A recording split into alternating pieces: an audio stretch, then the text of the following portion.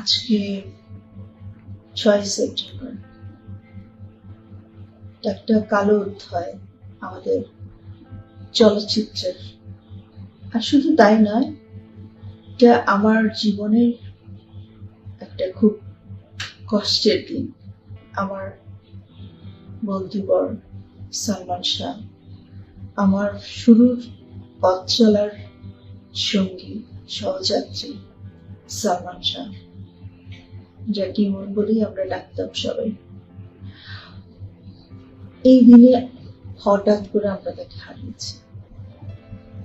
একেবারেই কারোর চিন্তার অতীত ছিল। তার ছেলে মানুষই, তার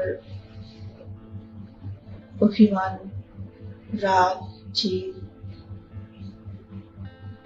ছিল, একটু আলাদা ধরনেরই ছিল। সবার যেমনটা থাকে ঠিক তার বিপরীত বলা যায়। তাই তো ও রাগ করলেও, অভিমান করলেও খারাপ লাগতো, কষ্ট লাগতো। ওই দিনের আগের দিন থেকে শুরু করে ওই দিনের মৃত্যুর খবর পাওয়া পর্যন্ত আসলে কোনো কিছু মিল নেই কেন জানি। আগের দিন দেখলাম ডাবিং করতে আসছে আর আমি সামনে শুটিং করছিলাম।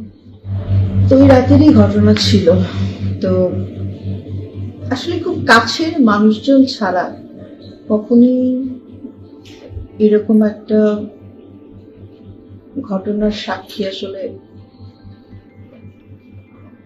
বলা মুশকিল আসলে। হ্যাঁ, বাইরে থেকে আমরা যারা বাইরেই ছিলাম তারা তো আর দেখিনি, জানি না কিভাবে কি ঘটলো। প্রশ্নগুলো এখনো মনের মধ্যে, মানে যত প্রমাণই হোক না কেন প্রশ্ন থেকেই যায়।